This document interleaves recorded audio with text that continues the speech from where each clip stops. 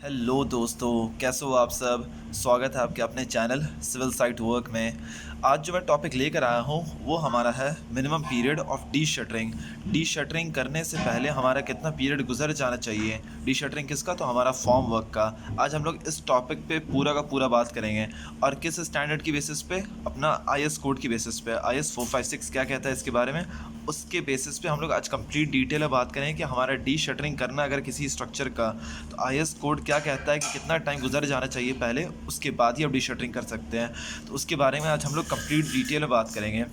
सबसे पहले ये देखते हैं हम लोग कि जो हमारा कितने तरीके का फॉर्म वर्क होता है जनरली, ओके, और इसका मिनिमम पीरियड कितना होता है डी शटरिंग करने से पहले, ठीक है, होना चाहिए वो डी शटरिंग करने से पहले। तो सबसे पहले हमारा जो रहता है vertical form work for beams, columns and walls. Beams के लिए या फिर कॉलम के लिए या फिर वॉल के लिए मिनिमम डी शटरिंग पीरियड कितना होना चाहिए? तो 16 से 24 घंटे का पीरियड होना चाहिए। इसको मैं लिख देता हूँ 16 से 24 घंटा, 16 से 24 घंटा होना चाहिए अपना, ठीक है। फिर दूसरा है ये अपना, ये 16 से 24 घंटा कम से कम पीरियड है। आपने कास्टिंग किया तो उसके बाद 16 से 24 घंटा गुजर जाना चाहिए, उसके बाद ही आप अपना जो फॉर्म वर्क है आप उसको रिमूव कर सकते हो। दूसरे नंबर पे आते हैं, ये हमारा सॉफिट है, soffit formwork to slabs. Props must be refixed immediately after removal. पहले हम लोग इसको समझते हैं कि ये क्या है, soffit formwork to slabs. ये देखो हमारा एक स्लैब मान लेते हैं कि इस तरीके से हमारा एक स्लैब है, ठीक है। ये इसका टॉप पोर्शन है, ये वाला इसका टॉप पोर्शन है। यहाँ पे ये क्या है, इसका बॉटम वाला पोर्शन है। तो बॉटम वाले पोर्शन का जो सपोर्ट लगा हुआ होता है, जो नीचे जो हमारा जो फॉर्म वर्क लगाते हैं, जो नीचे शटरिंग लगाते हैं, उसको कहते हैं हम लोग soffit. So soffit formwork to slabs, इसको रिमूव करने, इस फॉर्म वर्क को हटाने से पहले हमारा कितना वक्त गुजर जाना चाहिए? तो 3 डेज़, 3 डेज़ का टाइम पीरियड हमारा ऑलरेडी लैप्स कर जाना चाहिए, उसके बाद ही हम इसको रिमूव कर सकते हैं। उससे पहले हमारा रिमूव करना ये सेफ़ नहीं होता है। और जब आप रिमूव कर दोगे, आप अपना जब फॉर्म वर्क हटा दोगे, तो उसके बाद क्या रहेगा कि प्रॉप्स को जो है आप उसी तरीके से वापस इंस्टॉल करोगे। प्रॉप्स को आप वापस रिफिक्स करोगे इमीडिएटली, जैसे ही आपने रिमूव कर लिया आप अपना फॉर्म वर्क, उसके बाद आप प्रॉप्स को वापस फिक्स करोगे। तीसरी चीज़ आती है soffit formwork to beams. अब मान लो ये हमारा स्लैब था और फिर उसके बाद ये हमारा स्लैब था, फिर उसके बाद ये मान लो कि एक हमारा बीम है इस तरीके से, ठीक है।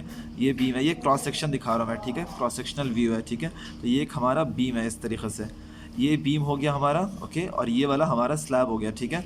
Formwork to beams. अब बीम्स होता क्या है, लाइक अब बीम्स का सॉफिट पोर्शन कौन सा होता है? सॉफिट पोर्शन उसका भी नीचे वाला जो होता है, जो नीचे वाला जो पोर्शन रहता है जो बीम का, जैसे एक बीम इस तरीके से मैं आपको बना के दिखाता हूँ।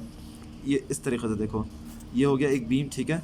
इसका एक नीचे वाला जो पोर्शन होता है ना, ये इसको कहते हैं हम लोग सॉफिट, जहाँ पे हमारा ऐसे फॉर्म वर्क लगाया जाता है, इस तरीके से साइड से जो हमारा फॉर्म वर्क लगाया जाता है। तो ये जो नीचे वाला जो पोर्शन है इसको कहते हैं हम लोग सॉफिट। ये सॉफिट हो गया बीम का। अगर कोई स्लैब है इस तरीके से, तो उसका जो नीचे वाला पोर्शन होता है उसको कहते हैं, ये नीचे वाला पोर्शन उसको कहते हैं अपना सॉफिट ऑफ स्लैब। सो जब हमारा soffit formwork to beams, ये हम लोग कब तक हटा सकते हैं? इसका मिनिमम पीरियड होता है, टाइम पीरियड होता है इसका 7 डेज़। 7 डेज़ कम से कम तो लैप्स कर जाना चाहिए, उसके बाद ही हम इसको रिमूव कर सकते हैं। और उसी तरीके से जिस तरीके से हमने बीम्स में, जिस तरीके से हमने स्लैब में देखा था, उसी तरीके से हमारा बीम में भी रहेगा कि props to be refixed after removal. Props को हम लोग इमीडिएटली रीफिक्स करेंगे रिमूवल के बाद। रिमूवल किसका? फॉर्म वर्क का। फॉर्म वर्क जैसे ही रिमूव कर लेंगे, प्रॉप्स तुरंत लगा देना होगा उसके बाद। और minimum time period form work remove करने का है 7 डेज़। अब इसके बाद आते हैं हम लोग बिगर पार्ट पे। Props left under slab can be removed after spanning up to 4.5 metre. ये हमारा कंडीशनल बताया हुआ है कि अगर हमारा स्लैब की लंबाई, ये 4.5 मीटर क्या है, ये हमारा लेंथ है उसका, और ये 4.5 मीटर ये भी जो नीचे में दिया हुआ है ये भी लेंथ है। हमारा जो भी स्लैब जो है जिसमें कि प्रॉप लगा हुआ है, ठीक है, आप उसका प्रॉप्स कब हटा सकते हो? जिसकी की लंबाई है 4.5 मीटर की, उसका मिनिमम टाइम पीरियड कितना है? 7 डेज़ है, इसका 7 डेज़ रहता है। और जब बात आती है ऐसे स्पैन की जिसकी की लेंथ जो है 4.5 मीटर से ज़्यादा है, उसका टाइम पीरियड होता है अपना 14 डेज़। उसका टाइम पीरियड रहता है 14 डेज़। तो यानी इसका मतलब है कि मिनिमम 7 डेज़ गुजर जाएगा, उसके बाद ही आप अपना प्रॉप हटाओगे। और जब 14 डेज़ गुजर जाएगा तब उसके बाद आप 4.5 मीटर वाला, जो 4.5 मीटर से जिसका ज़्यादा का स्लैब होगा, उसका 14 डेज़ के बाद ही आप हटा सकते हो प्रॉप्स। और जब बात आती है प्रॉप्स लेफ्ट अंडर बीम, जो प्रॉप्स आपने बीम के अंडर में छोड़ा हुआ था और आर्चेस के अंडर में आप उसको रिमूव कर सकते हो। स्पैन का कंडीशन दिया हुआ है जो 6 मीटर की लंबाई है, मतलब 6 मीटर तक की लंबाई है, और जिसकी लेंथ 6 मीटर से ऊपर है, जिसकी 6 मीटर तक की लंबाई है उसको तो आप रिमूव कर सकते हो 14 डेज़ पे। 14 डेज़ जैसे ही गुजरेगा आप रिमूव कर सकते हो। और जिसकी लेंथ 6 मीटर से ज़्यादा है आप उसको रिमूव करोगे 21 डेज़ गुजरने के बाद ही।